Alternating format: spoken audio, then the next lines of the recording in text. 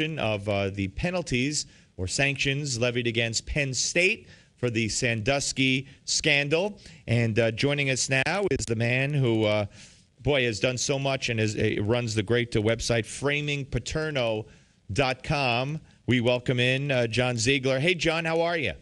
Steve, good to talk to you. Always great to talk to someone who actually can see through the media smokescreen into what's actually going on here, and we finally got a little bit of justice in this case. Yeah, well, talk about how this came to fruition, and then I do want to let the folks in on the fact that you contacted me yesterday and saw an analogy between the Paterno situation and another situation that this show was involved in. But let's talk about the granting of or reinstatement of some of the football scholarships. Is this a surprise, and how did it come about? Well, it wasn't a surprise, although the timing was a little surprising. Here's what's really going on. The NCAA is trying to pretend that this is a situation where Penn State is getting a reduced sentence for good behavior, essentially. But what's really happening here is that the NCAA realizes that the Paterno family lawsuit is probably going to have standing. They don't want to go through that and the discovery process. They know that deep down they were wrong in giving these sanctions. One, because they didn't have jurisdiction, and two, because Penn State was not culpable, in my view, having investigated this for almost 2 years and having no connection to Penn State University, for the crimes of Jerry Sandusky. What they're really doing, Steve, is they're basically telling Penn State, well, we're so thrilled that you did a great job of pleading guilty to crimes you didn't commit and caving into our terroristic threats that the media helped us perpetrate on you, that we're going to reward you. We're also going to take the wind out of the sails politically of those who have been fighting these sanctions, because they're trying to basically put the Paterno family into a corner here and say, well, look, you said this was about much more than just the legacy of Joe Paterno. We're going to take away a lot of the penalties not dealing with Joe Paterno and see whether or not politically you can still stand up. Fortunately, from what I can tell over the last 24 hours, people aren't buying that. There's a remarkable poll on ESPN.com, of all places, showing that over 70% of the American people do not believe that Penn State was treated fairly here. And it's important that your viewers, Steve, understand that this is not a sports issue. This isn't even a Penn State issue. To me, this is a justice issue and a media issue. You mentioned the analogy that I made to you in an email yesterday. Your viewers should understand that this is a false narrative that the media bought into that is very similar to the Barack Obama false narrative, the Sarah Palin false narrative, which I dealt with in my documentary film, Media Malpractice, about the 2008 election, right. The George Zimmerman false narrative, and yes, as you did a great job with a couple days ago, this new book about the Matthew Shepard case, where what we thought we were told, what we were actually told, what we thought we knew was true, turned out to be totally false. But the media loved the narrative. It was good for their agenda. It was good for their ratings. They ran with it. And now they're going to be forced eventually, as the NCAA showed yesterday, to eventually, I believe, acknowledge that they were in fact wrong, that there was no cover-up here, and that Penn State, and specifically Joe Paterno, were in no way, shape, or form culpable for the crimes of an ex-assistant coach who was considered to be a saint of State College because he ran this massive charity for at-risk kids and had numerous foster children and adopted kids. I have spent a year and a half with no money, no agenda here at all, covering this case. I've interviewed Sandusky in prison. I went on the Today Show to discuss it, and I can tell you, Steve, I am positive that there was no cover-up in this case, and that most of what people think they know about this case is totally false. Yeah, and again, and we're talking to John Ziegler here on the Steve Malzberg Show, a filmmaker, founder of framingpaterno.com. We go back to the free report, and I'm not sure, but in my mind's eye, I seem to recall fairly recently more criticism. Maybe you would know better than I of where it came from, or if I'm wrong. But not too long, maybe a week or two ago, more criticism of the free report by someone. Well, Bob Costas, of all people, with whom I've spoke several times, Bob Costas, who is by far the most well-known and respected sportscaster in America, who immediately at the release of the free report said that Penn State is guilty, that there ought to be some sort of death penalty here. he has done almost a 180-degree turn. He no longer believes that Joe Paterno was part of a cover-up. He has said so on national TV. Oddly enough, he said it on the Tonight Show, and Jay Leno agreed with him. And the rest of the media has pretended as if this is meaningless or never even happened. Bob Costas is taking a huge risk. He has a lot more to lose, obviously, than I do, and this is why he has been very conservative about his public statements, and understandably so. But the reality is, Bob Costas said this, and also, Steve, the prosecutor in the Sandusky case went on CBS and said, we do not believe that Joe Paterno was part of a cover-up. Now, that's against his own self-interest to say that.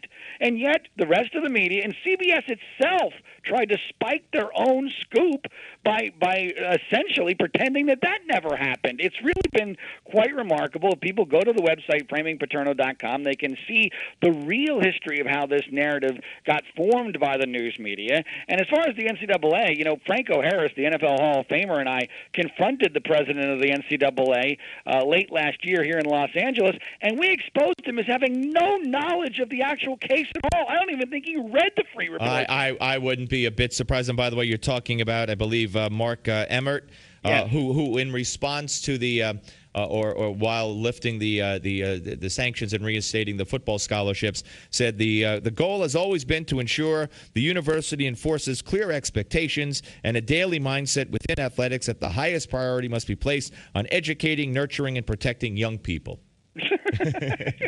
Well, Mark Emmert is a buffoon. And just to give you a very quick funny story, when Franco Harris questioned him, and we were able to get clandestine audio of this, which you hear for yourself at our video section at framingpaterno.com. Franco Harris started in the NFL in 1973, right? The sanctions go back to 1998, which is totally absurd if you know anything about the nature of this case, because nothing happened in 1998, and law enforcement investigated it, and Sandusky was found to have done nothing remotely criminal. But Mark Emmert actually thought during his response to Franco that Franco had played at Penn State after 1998. Oh, my God. I guess he never heard of the Immaculate Reception or anything else, right? It's unbelievable. These are the people making the decisions, and people need to remember it was 10 days from the release of the free report to the time that the NCAA put out the worst sanctions in the history of college sports. And clearly, you know the way the world works, Steve. They didn't know what the heck they were doing. They were simply reacting to the media, right, cheerleading with their pom-poms out, intimidating the hell out of Penn State. And this also has a lot to do with the way academia works, the gutless, politically correct academia, where, oh, my God, we're going to plead guilty. We're not going to fight for ourselves because the media might say we're protecting a child molester. Absolutely. I mean, they had a calculation to make. They knew what they were up against as far as the media and the hype and what they were caught up in. And that's what happened. But I do want to get back now into that. You made very interesting additions to the analogy, if you will, where you included and the work you did with Sarah Palin and how the media, just painted her as something she was absolutely not. I could see Russia from my house, the whole nonsensical storyline. And George Zimmerman, something he was not, cold-blooded racist killer who shot the guy in the back and got out of the car after he was told not to. This whole line still repeated today. And most recently, when I had Stephen Jimenez in the studio, who is a very accomplished, award-winning journalist, is an openly gay man. On the jacket of his book, no less than, oh boy, now I'm drawing a blank. It'll come to me. Said, everyone must learn the truth, and no one should be afraid of it, especially the gay community. Who's the most prominent gay journalist you could think of? It's on the book. Andrew Sullivan? Andrew Sullivan, thank you. The Advocate, one of the most prominent gay publications out there, writes a positive article on the book. Yet, as of yesterday, not CBS, ABC, NBC, MSNBC, CNN, any of them had mentioned one word, New York Times, Washington Post, one word about a book that calls into question the narrative that we've come to accept over one of the most iconic murders in recent history, because it led to hate crime legislation that bared the name of Matthew Shepard. The whole storyline, apparently, according to the book, is changed, and the media has zero interest in even pursuing it. Well, Steve, I can certainly sympathize with that because, as I mentioned, here I am, a documentary filmmaker in Los Angeles, no connection to Penn State. Thought Joe Paterno should have retired years before. Have not making a dime from this thing. I just found this to be an incredible injustice. I interview Sandusky in prison. I go on the Today Show. I go on your show and a bunch of CNN, a bunch of other shows, and I actually have the statement from the key victim in the entire case saying that Mike McQueary, the key witness, is lying. And I got zero media inquiries even asking about this on the Today Show because they don't care about the truth. They really don't. It's all about the narrative that they want, whatever they think is best for them personally, their job security, their fame, their fortune, their ratings, whatever it is. And it's so much more important than sports or Penn State or football or even the Matthew Shepard case.